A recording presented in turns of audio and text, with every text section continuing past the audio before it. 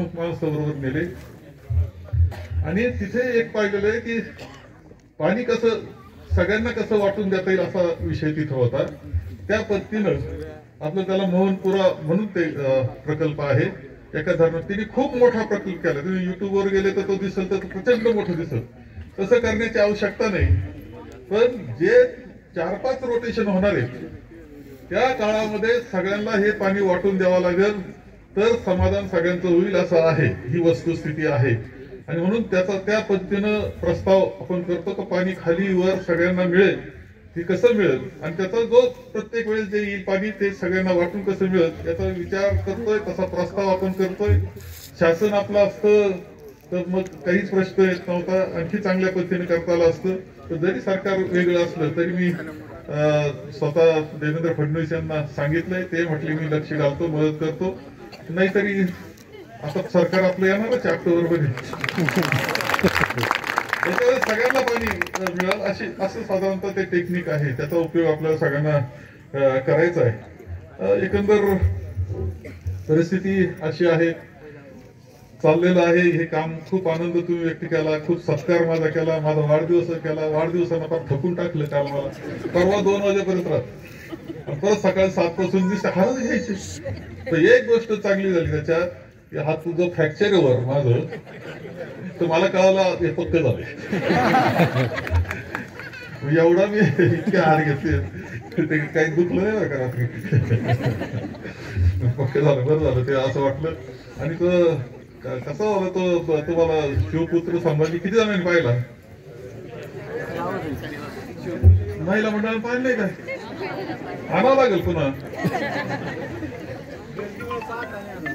गर्दी त्याला इलाजच नव्हता. आमच्या कल्पनेच्या पलीकडे सगळं झालं. 50,000 खुर्ची होती शेवटी. 50,000 खुर्ची म्हणतात कशाला? एवढी जर सभा आम्हाला करायचं ठरलं किती 1000 गाड्या द्या ते झालं. आम्ही बोलावल्यावर मात्र मग गाड्या पाठवा. आता होतं काय गर्दी काय म्हणजे त्या म्हणजे.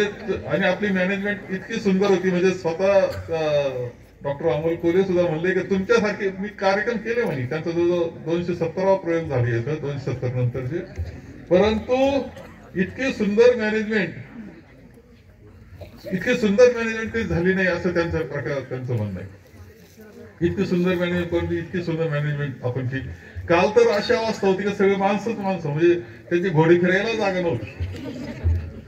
परंतु त्याच्यामध्ये ते काय म्हटले त्याच्यातलं एक हे आहे की संभाजी महाराजांना त्यावेळेस दिल्लीचा बादशाह असा म्हटला की याला तिथलं काय त्याला सरंजामशाही काय म्हणतो आपण काय देतो त्याला सरदार. हा त्यांना त्या दख्खनची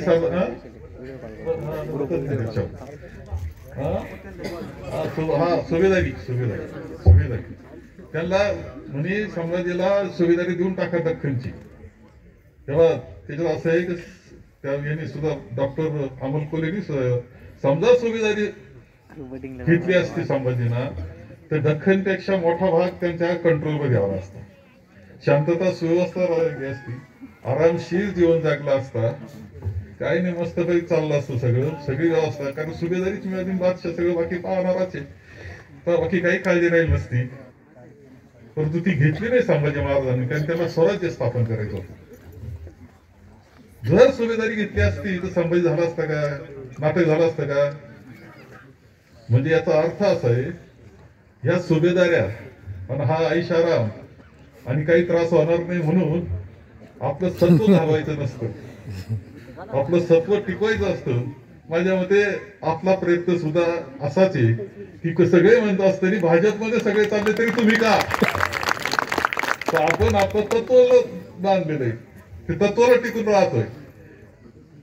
19 साली सुद्धा जेव्हा आपण लढायला सुरुवात केली खरं त्यावेळेस सुद्धा लोक म्हणायचे अरे काँग्रेसचे किती न्यूज येणार आहेत. 44 आले आणि शिवाजी पार्कला शपथ घेतली आपण असं समजायचं कारण नाही. म्हणजे जो लढतो ना तत्वानं लढतो त्याचा एक दिवस येतो एवढं लक्षात ठेवा. इतिहास त्याचाच होत असतो. हे असे फुटून उड्या मारणारे जे असताना त्यांचा इतिहास होत नाही. आता काय चांगलं मत आहे का 50 खोके काय ते 50 त्यांच्याबद्दल तुमचं मत काय मला सांगा बरं कुठून गेले ते यांचे झालं पक्ष जे गेले ते शरद पवारांचा पक्ष गेलाय आणि उद्धवजींचा गेलाय आणि तो काय जाण्याचं म्हणजे खरं म्हणजे तुम्हाला न्याय करायला सांगितलं तर तुम्ही शरद पवारांचा पक्ष काढून घ्याल का उद्धव ठाकरेंचा काढून घ्याल म्हणजे दिलेला निर्णय योग्य का अयोग्य हे 100% कळतं ना म्हणजे 12 वर्षाचा माणूस जो असतो तिसरा म्हणून बसला तरी तो निर्णय देईल नाही ते एखादं बालक निर्णय देईल तर पवार साहेबाचाच पक्ष उद्धव ठाकरेंचाच पक्ष हे सगळे लबाड गेले बाहेर यांच्या सगळ्या चौकशा थांबवण्याकरता मंडळी गेली आदल्या दिवशी पंतप्रधान भोपाळला म्हणतात की 70,000 कोटीचा घोटाळा केला जलसंपदामध्ये तरी बँकेचं बोलत नाही म्हणे दुसऱ्या दिवशी उडी टाकली झालं स्वच्छ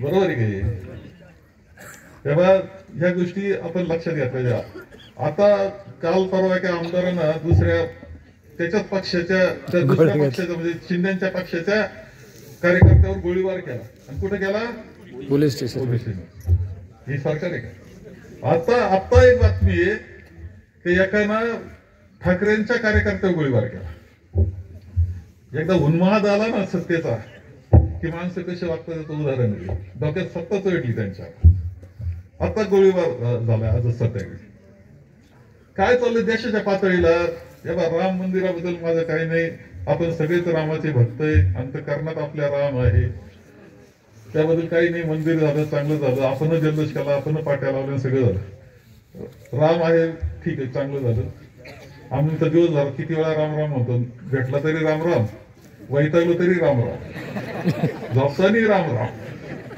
राम थोडंच वेगळं आहे आपल्यापासून परंतु राम झालं पण आता एक दिवस दिवाळी केलं की दुसऱ्या दिवशी म्हणायला लागलो आपण काही नाही दिवाळी झाली आता काही लागत नाही काही नाही दुसऱ्या दिवशी शेवटी कामावरच जावं लागतं मोटरी चालू झाल्या का नाही गाय धुवायचं थांबून नाही चालत दिवाळी आता काय गाय धुवायच्या असं होईल का म्हणजे काम शेवटी असं आहे की शेवटी रोजगारीचं काय करणार बेरोजगारांची कशी व्यवस्था करणार महागाईचं काय कमी करणार कशा पद्धतीने अर्थव्यवस्था सुधारणार शेतकऱ्याच्या अडचणी कशा दूर करणार याच्यावर चर्चा झालीच पाहिजे याच्यात यांनी काय केले सांगितलं पाहिजे नुसतं तुम्हाला जर येऊन सगळे इथं भाषण आता इथून पुढे जे भाषण होतील ना ते सगळे येऊन भाषण करणार आहे का पहा आम्ही राम मंदिर कसं चांगलं केलं कसं ते चांगलं केलं आपण विचारलं पाहिजे बरोबर आहे ते चांगलं झालं आमचं काही म्हणणं नाही आता बोला रोजगाराचं काय झालं आता बोला शेतकऱ्याच्या भावाचं काय झालं आता बोला तुम्ही म्हटलं पाहिजे की काय विचारलं पाहिजे काही प्रश्न असे की मणिपूरमध्ये खूप अत्याचार झाले आदिवासी महिलांवर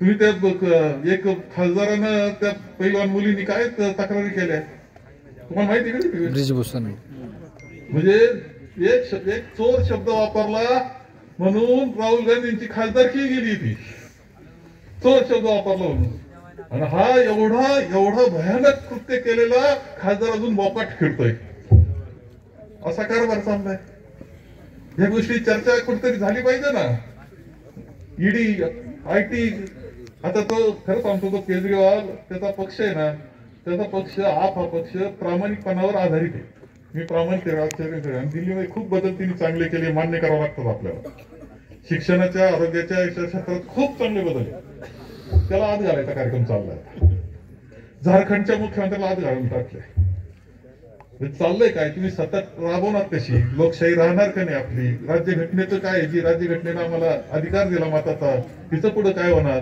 अशी काळजी वाटणाऱ्या अनेक गोष्टी आता आहेत याच्यात खूप काळजीपूर्वक जावं लागेल आणि आपण जे तत्वानं लढतोय ते तत्व जे ते सर्वसामान्याच्या बहुजन समाजाच्या विचाराचं आहे राज्यघटनेनं मताच्या अधिकाराशी निगडीते लोकशाहीशी निगडीते राज्य देश पातळीचं महत्वाचं तत्व आपण सांभाळतोय आणि म्हणून महाराष्ट्रभर सुद्धा आता खरं म्हणजे मी परवानगी घेतली होती की मला 7-8 तारखेपर्यंत येणं शक्य नाही माझ्याकडे कार्यक्रम आहेत आता उद्यापासून झाल्या आमच्या बैठका पुन्हा सुरू म्हणजे तरी बैठका आम्ही लोकसभेच्या करत होतो एकत्र बसून आघाडी करण्याचा वंचित सुद्धा माननीय बाळासाहेब आंबेडकरांना बरोबर घेण्याचा प्रयत्न करतोय आणखी काही घटक असतील बरोबर घ्यायचा प्रयत्न करतोय तर कोणत्या परिस्थितीमध्ये आपली लोकशाही टिकली पाहिजे याची काळजी करण्याचा वेळ आता आलेली आहे.